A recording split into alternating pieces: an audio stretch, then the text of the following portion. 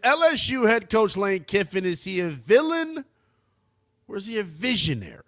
310-840-4910. Lane Kiffin and the Tigers taking full advantage of a ruling in the courts that gives special treatment and eligibility to high school seniors that graduated in the year 2022. They're all being afforded an extra year of eligibility no matter what you got going on in life, including former Ole Miss Rebels tight end Daquan Wright. He just committed to LSU after being waived by the Cleveland Browns. Here is Lane Kiffin earlier today giving his thoughts on how he feels his school should move in this ever-changing landscape of college athletics. Do it. So, we have, made a decision to recruit some kids around the country. And, through these multiple injunctions around the country, which this is not a first time, they've been in college sports for a while, a group of players were granted a fifth year of eligibility around the country in multiple sports. And through them winning their injunction and entry into the portal, they're available to recruit. And so ourselves, like many places around the country, are recruiting them. And at the end of the day, because of these rulings, they're either going to play for you or they're going to play somewhere else around the country. So we've made a decision to recruit them, like probably most people are. Yeah, Lane Kiffin speaks with this matter-of-fact tone that honestly pisses me off. Who does Lane think he is? The frustrating part about what he's saying and the tone in which he's talking about, he's talking well, duh, we're going to recruit them. They're able to be recruited. Why would we not? I understand wanting to win above everything else.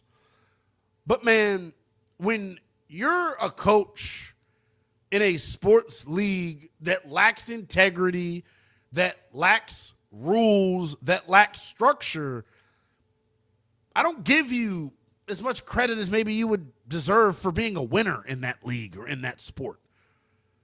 But on the same token, right, while I don't agree with Lane, you have to look at it from the other side because Lane's playing by the rules that were assigned to him. If we're being frank, there's no morality, clause in college football.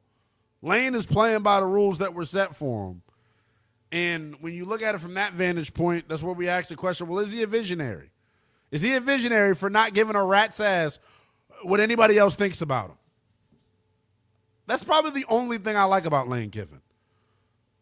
I want to take that and acquire that skill. It's hard in 2026 being a sports media personality and still being a person at the end of the day.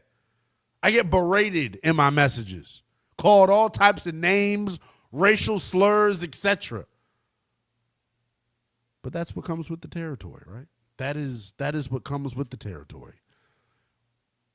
When it comes to Lane Kiffin and his decision and LSU's decision as a program to recruit former NFLers is what he's saying. Do you think he's a villain or do you think he's a visionary?